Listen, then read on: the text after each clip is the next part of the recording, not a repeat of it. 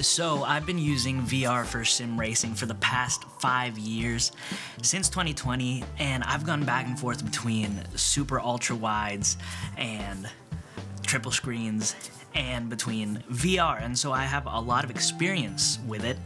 And I think you have to understand your desires for sim racing in order to understand if VR is right for you.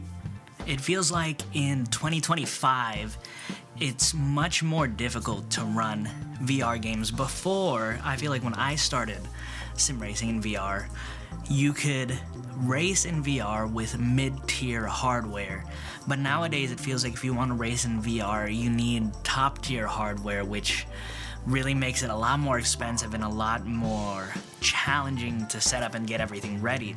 Because the issue is I guess it's always been like this when games release, but sim racing games don't come out with VR as the priority, and they always tend to optimize VR later in life, and it seems more so prevalent nowadays than it used to.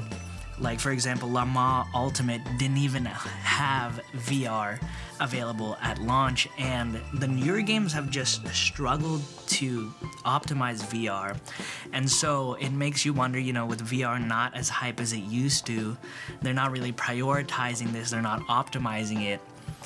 What does this mean for the future? If you're buying a VR headset now, is there guarantees that it's going to work well at all in the next 1, 2, 3, 4, 5 years? Like, problematic games that I can think of are ACC. That game came out years ago at this point and still sucks in VR. EA WRC came out, no VR support. VR support still, I think, beta testing, not great. F1 2024, and since 2022, VR, again, not great. You have Assetto Corsa Evo, which came out with VR. It's in early access, obviously, but also pretty terrible. And even certain mods in Assetto Corsa I've found, like, I think I was running the F1 2004 mod, and I could not get it to run smoothly in VR at all. And, of course, the newest sim racing game, Le Mans Ultimate, out here, which they finally put VR in, but works great for some people, not great for others. It doesn't seem as consistent as when I started sim racing. I knew I could play iRacing, AMS2, Project Cars 2, and all those games would work really solid in VR. So one of the things to consider when thinking about if VR is worth it for sim racing in 2025 is the future going to be reliable? Are developers going to support it and support it well, or is it going to be an afterthought or even not supported at all? That's a big thing to consider when thinking about purchasing VR for sim racing in 2025. Of course, I should say all those games I just mentioned, a lot of people are still playing today. Obviously, iRacing is one of the most popular. AMS2 is up there in popularity.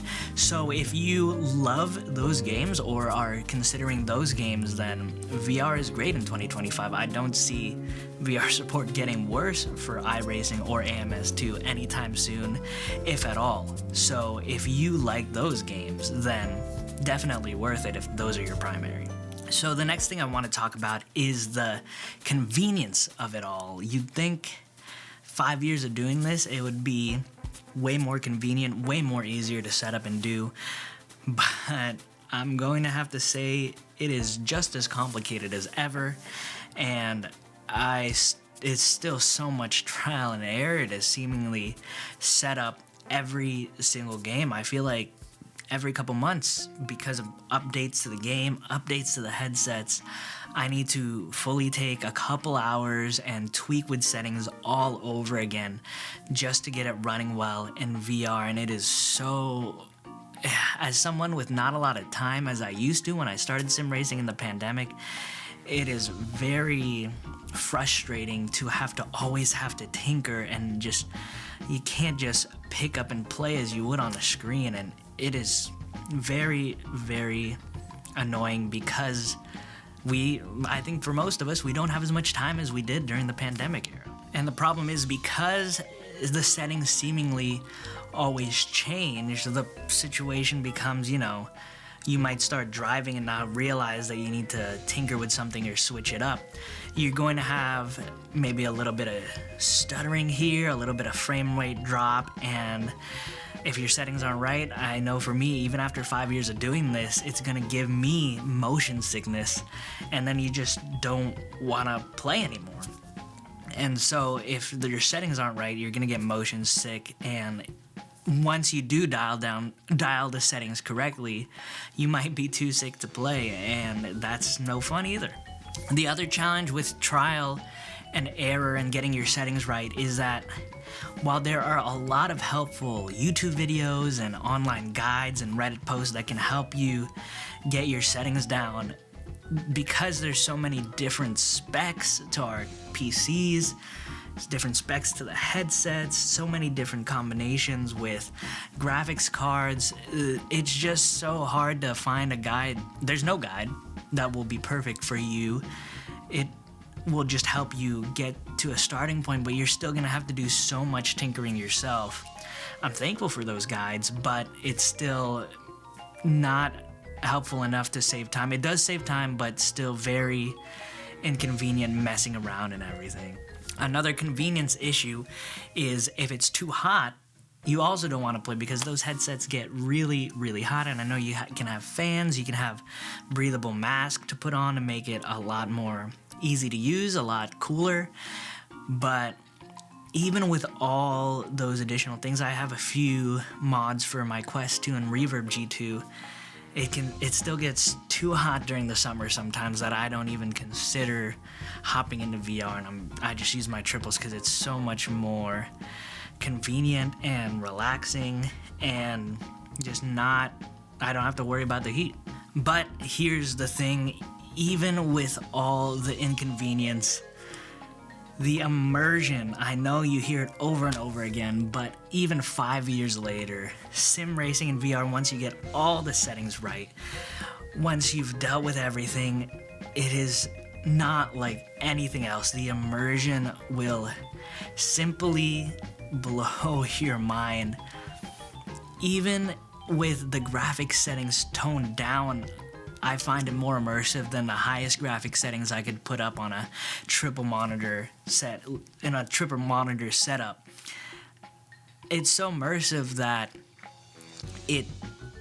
okay, I know I just said that it gets very hot in the headsets, but on cold days, and not because of the heat, when I sim race online in VR, it gets me sweating way more than when I'm using my triple screens. And it's not just because of the heat, it's because of the intensity of the action. I really feel like I'm side by side with these other drivers who are being aggressive, who are fighting for number one. You feel the pressure more. You just feel so immersed in the competition of the race and the speed of the cars, and it just gets my heart racing way higher than ever in triple screens. Maybe that'll make you slower because your heart's racing faster and you feel the intensity more, but maybe not.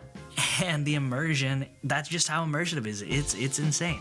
I will definitely say my peak enjoyment of sim racing is way higher than anything triple screens could afford me. The lows are low, and I don't, because of the inconvenience, I don't race in it as much as the triple screens.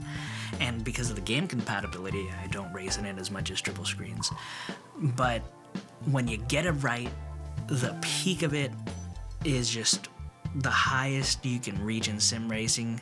You get some butt kickers on your rig and you're driving through Daytona in the night, and it's just a beautiful, amazing time. And I don't know if this is true for everyone, but for me, I have way more wins racing in VR than on my triple monitors. I didn't win a race in iRacing until I raced in VR for the first time, and I find myself, I probably have like 75% of my wins are when I race in VR.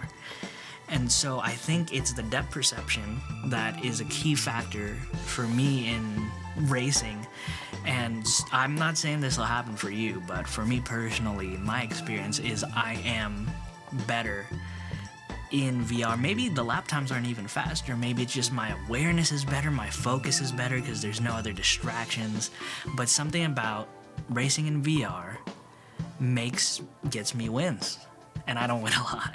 And so really what that brings me to is, like I said at the start, you need to know your desire, what you want out of sim racing, what your situation is, in order to know if VR is right for you in 2025. If you don't have a lot of time to tinker, if your hardware is not there, if the games you're playing don't run the best in VR, then it's obviously a no.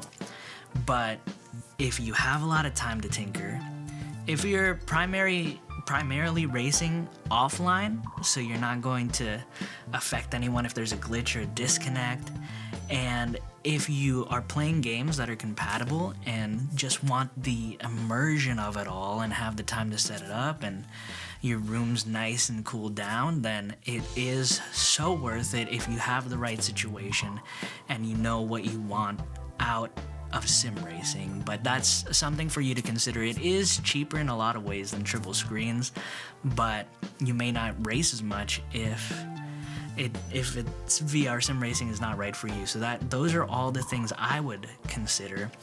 If you're thinking about buying VR for sim racing and have any questions about things I didn't address, leave a comment below, and maybe we can come together as a community to answer those questions, and I'll try to answer them myself as well. Thank you guys for watching. See you at the next video.